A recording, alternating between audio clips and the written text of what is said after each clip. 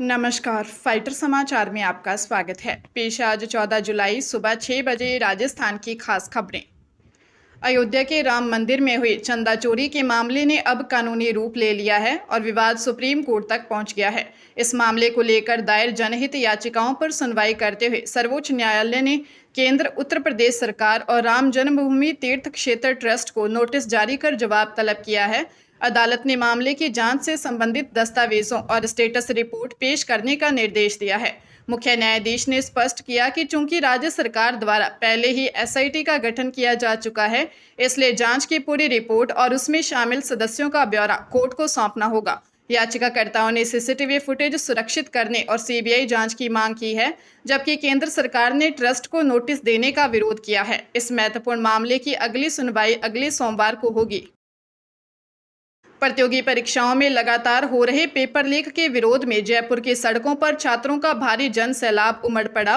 राष्ट्रीय छात्र संघ एनएसयूआई की ओर से छात्रों की गूंज अभियान के तहत run against paper leak marathon का आयोजन किया गया, जिसमें बड़ी संख्या में युवाओं ने भाग लिया। राजस्थान विश्वविद्यालय से अल्बर्ट हॉल तक आयोजित इस 5 किलोमीटर लंबी दौड़ के जरिए छात्रों ने पारदर्शी और निष्पक्ष भर्ती परीक्षाओं की पुरजोर मांग उठाई। इस दौरान नेता प्रतिपक्ष टीकाराम जूली और एनएसयूआई के राष्ट्रीय अध्यक्ष विनोद जाखड़ सहित कई जनप्रतिनिधि मौजूद रहे।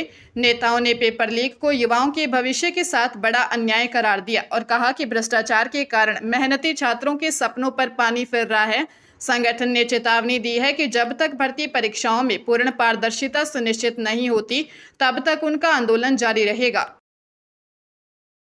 पंजाब में अब निजी स्कूल मनमाने ढंग से फीस में बढ़ोतरी नहीं कर सकेंगे।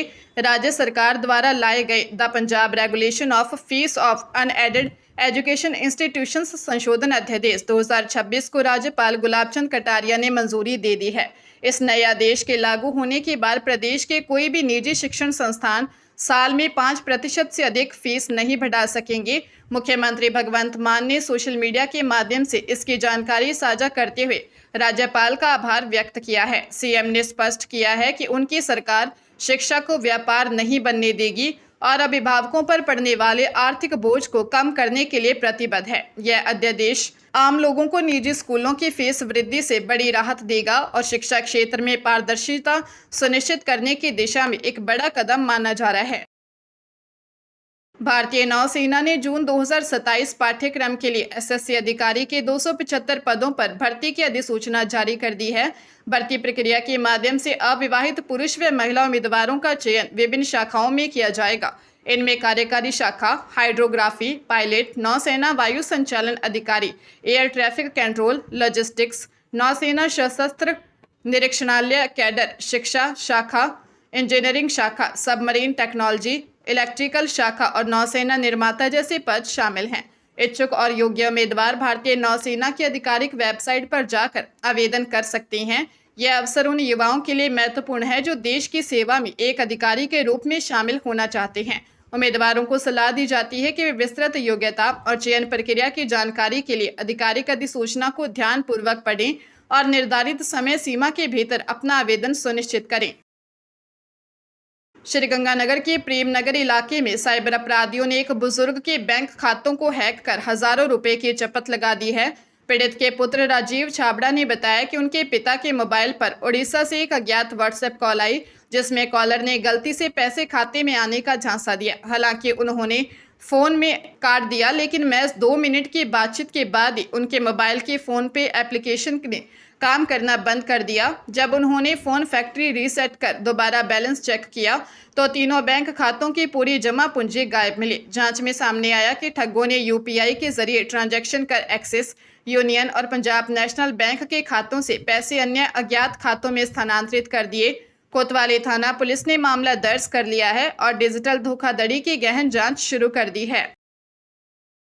राज्य सरकार द्वारा तबादलों पर प्रतिबंध लगाए जाने के 3 दिन बाद ही जयपुर डिस्कॉम ने प्रशासनिक फेरबदल करते हुए 42 तकनीकी अधिकारियों की तबादला सूची जारी कर दी है। इस सूची में अधीक्षण अभियंता से लेकर कनिष्ठ अभियंता स्तर तक के अधिकारी शामिल हैं। जारी आदेशों के अनुसार बीएल वर्मा को करौली से डीग भेजा गया है, जबकि रामहित मीणा को करौली की कमान सौंपी गई है।